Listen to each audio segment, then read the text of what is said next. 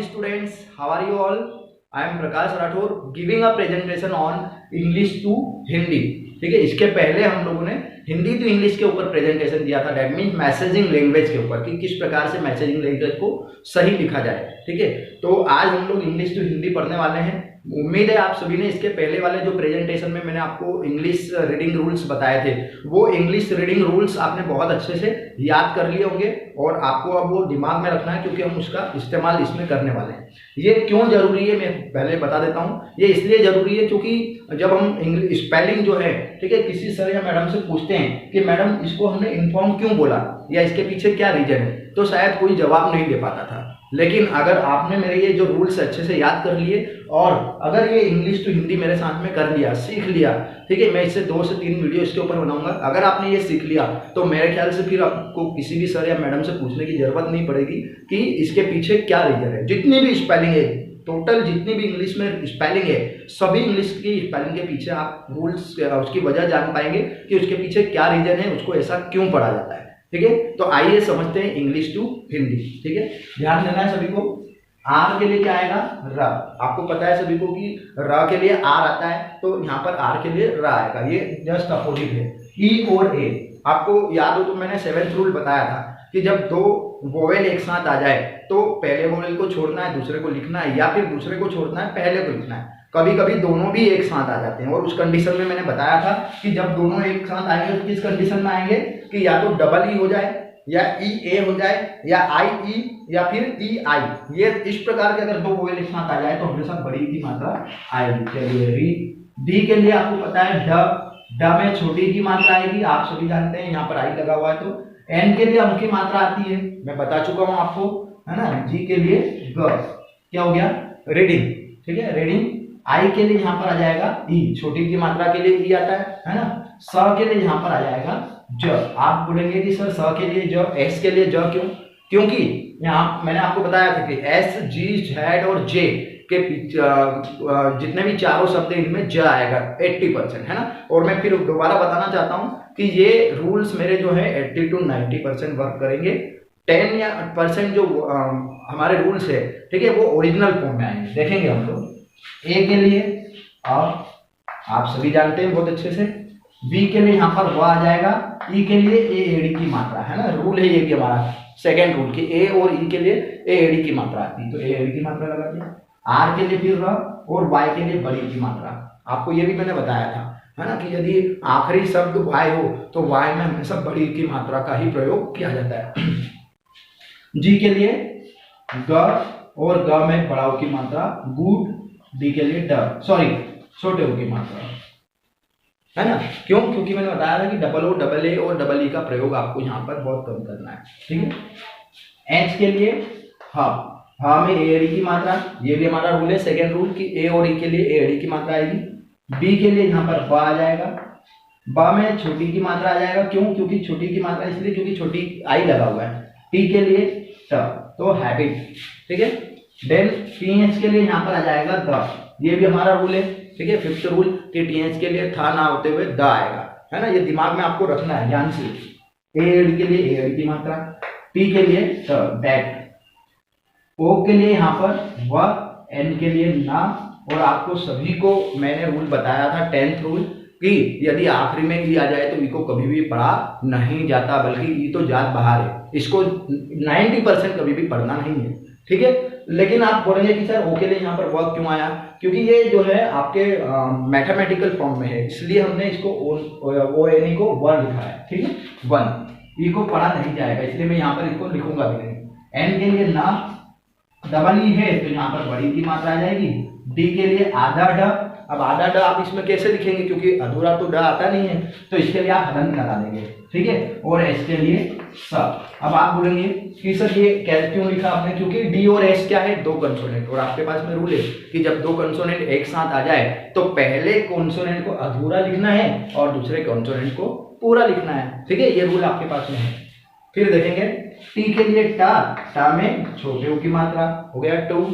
D के लिए ड में ए एडी की मात्रा, ए और ई के लिए ए आता है, मैं बता चुका हूँ। वी के लिए हुआ, ओ को पढ़ा नहीं जाएगा, है ना। ओ और यू के लिए आ आता है, आपको मैं बता चुका हूँ, है ना। एल के लिए फिर से ल, ओ को फिर पढ़ा नहीं जाएगा, पी के लिए प। देखें आप डेवलप, इसको हम डेवलप ही बोलते हैं, है ना। तो इसके पीछे क्या रीजन है आप अच्छे से जान सकते हैं। कैसे कि मैंने इसको बोला डेवलप, तो सर ये डेवलप क्यों होता है, डेवलप नहीं हो सकता है क्या। तो इसके पीछे क्या रीजन है मैं बता चुका हूँ। क्या, फिर डी के लिए ड, ई के लिए एडी की मात्रा, वी के लिए व, ओ को पढ़ा नहीं जाता इसलिए यहाँ पर आर या ओ कुछ भी लगाएंगे नहीं। एल के लिए ल, ओ में भी कुछ नहीं लगाएंगे क्योंकि पढ़ा नहीं जाता, और पी के लिए डायरेक्ट तो डेवलप। आई के लिए ई, एन के लिए ना, है ना। आई एक छोटी सी मात्रा है तो ये आएगा, और एन के लिए ना, है ना। स्टार्टिंग में जब भी कोई वोवेल आ जाए तो हमेशा याद रखना वोवेल के लिए उसकी मात्रा नापते हुए उसका शब्द आता है, ये एक रूल है, ठीक है। एल के लिए ला। अब आपको शायद याद होगा मैंने एक रूल बताया था, 12th रूल, है ना। क्या कि जब पहले या दूसरे कॉन्सोनेंट के बाद में आई आ जाए, ठीक है, पहले या दूसरे कॉन्सोनेंट के बाद में आई आ जाए और आखिरी में ई हो, तो आई का पूरा उच्चारण होगा, ठीक है। इस प्रकार के मैं और भी शब्द बता सकता हूँ, जैसे मैंने उदाहरण में उस रूल्स में दिया था बाइक, है ना। ऐसे ही ride, hide, kite, night, fight, कुछ भी हो सकता है, ठीक है। तो पहले या दूसरे कंसोनेंट के बाद में आई आना चाहिए और आखिरी में ई आना चाहिए। चलिए इसको लिखते हैं। एल के लिए ला हो गया, आई का पूरा उच्चारण होगा मतलब आ ई, ठीक है। तो ये हो गया लाई, ठीक है। हमेशा याद रखना क्योंकि हम आई लिखेंगे, ठीक है, तो इसमें करना कुछ भी नहीं। ला के लिए यहाँ पर एल लिखना है तो ला, लाई हो गया लाई। और एफ के लिए फ, ई को पढ़ा नहीं जाता, ये हमारे पास में रूल है, बता चुका हूं मैं आपको 2-3 बार ऊपर भी, है ना। तो लाइव, इसको हम लाइव ही पढ़ते हैं। क्यों पढ़ते हैं ये मैं आपको रीजन बता चुका हूँ, रूल्स भी बता चुका हूँ और कैसे पढ़ते हैं वो भी बता चुका हूँ। जी के लिए क्या आ जाएगा, ग में बड़ाऊ की मात्रा, डी के लिए ड, गुड, है ना, ठीक है। बड़ों के लिए बड़ों की मात्रा आएगी। बी के लिए फिर से ब में बड़े ऊ की मात्रा, आधा क और स। क्यों, क्योंकि हमारे पास में 2 कॉन्सोनेंट आ गए। हमारे पास रूल है, छठा रूल ये कि जब पहले या दूसरे 2 कॉन्सोनेंट एक साथ आ जाए तो पहले कॉन्सोनेंट को अधूरा लिखना है, दैट मीन्स आधा, और दूसरे कॉन्सोनेंट को पूरा लिखना है। तो ये हो गया बुक्स। सी के लिए क में ए डी की मात्रा, है ना, रूल से। एन के लिए ना, कैन। आई के लिए ई, है ना, मैं बता चुका हूँ कि जब भी स्टार्टिंग में वोवेल आ जाए तो उसके लिए मात्रा का शब्द ना, मात्रा ना लगाते हुए उसका शब्द लिखना है, ई। अब एन और एफ 2 कॉन्सोनेंट आ गए, रूल फिर वही, क्या कि 2 कॉन्सोनेंट एक साथ आ जाए तो पहला अधूरा दूसरा पूरा। तो यहाँ पर मैं आधा ना और एफ पूरा लिख सकता हूँ। ओ है, अब ये ओ यहाँ पर जो है ना, ध्यान रखना थोड़ा सा यहाँ पर चेंज होगा कि ये ओ जो है ये अर्धचंद्राकार बिंदु की जगह प्रयोग होगा। कैसे, मैं बता चुका हूँ, ये इल्फाव, है ना। और एम के लिए यहाँ पर आ जाएगा म, और र के इसके ऊपर र था, ठीक है। क्योंकि इसके लिए भी हमारे पास में रूल है कि जब किसी कॉन्सोनेंट के पहले आर आ जाए तो मात्रा ऊपर जाएगी, कॉन्सोनेंट के बाद में आर आ जाए तो मात्रा नीचे आएगी। यहाँ पर कॉन्सोनेंट के पहले आ रहे हैं इसलिए मात्रा ऊपर जाएगी। ये रूल भी हमारा शायद 14 रूल है, आप अच्छे से समझना, और नहीं पता चले तो ध्यान देना, है ना। वाई के लिए या में छोटा की मात्रा, है ना, ओ और यू। वैसे तो अगर चाहें तो दोनों के लिए ऊ की मात्रा ही आती है, एक कौन सा भी लिख सकते हैं। ये भी रूल है हमारे पास कि जब 2 वोवेल एक साथ आ जाए तो पहले को छोड़ना दूसरे को लिखना है, दूसरे को छोड़ना पहले को लिखना है, और दोनों ही कंडीशन में छोटे की मात्रा आ सकती है। एल के लिए फिर वही ला, ई और ए हमारे पास में स्टार्टिंग में ही था कि जब भी ये एक साथ आ जाए बड़ी की मात्रा आएगी, तो ये बड़ी की मात्रा। डी के लिए ड, क्या हो गया, लीड, ठीक है। फिर ये सेम रूल यहाँ पर होगा। आई के लिए ई, एन के लिए ना, इन, ए के लिए अ, आर के लिए र। अब आप देखें यहाँ पर भी रूल काम करेगा हमारा, कौन सा, 13th rule, sorry 12th rule, कि जब पहले या दूसरे कंसोनेंट के बाद में आई आ जाए और आखिरी में जी आ जाए तो आई का पूरा उच्चारण होगा, है ना। तो देखिए हम र में आई का पूरा उच्चारण हो गया तो राई हो गया, राई। टी के लिए यहाँ पर टा आ जाएगा। अब आप जीएच नहीं, हमेशा याद रखना जीएच को कभी भी पढ़ा नहीं जाता। कैसे, जैसे आपने देखा होगा कई बार स्पेलिंग होती है हाई, तो हाई में भी एच और आई पढ़ा जाता है, जीएच को पढ़ा नहीं जाता, है ना। ऐसे ही THOUGHT, तो यहाँ पर भी जीएच को नहीं पढ़ा जाता, ठाड पढ़ा जाता है इसको, है ना। ऐसे बहुत सारी स्पेलिंग है। दैट मीन्स ये है कि जीएच को आपको कभी पढ़ना ही नहीं, that is the silent word, ठीक है। डी के लिए द। अब यहाँ पर इसकी स्पेलिंग क्या होती है, अब मैं यहाँ पर भी आपको बता दूं, जरा थोड़ा सा आप ध्यान से समझना। डायरेक्शन की स्पेलिंग की बात करें तो ये इसकी स्पेलिंग है डायरेक्ट, है ना, DIRECT, ठीक है। लेकिन इसको हमने इसमें क्या लगा दिया आगे, इसके अंदर हमने जो है एडवर्ब जोड़ दिया है ना, इसलिए ये सन हो गया। तो यहाँ पर मैं जो है आपको ये बताना चाहता हूँ कि यहाँ पर भी आई का उच्चारण आएगा।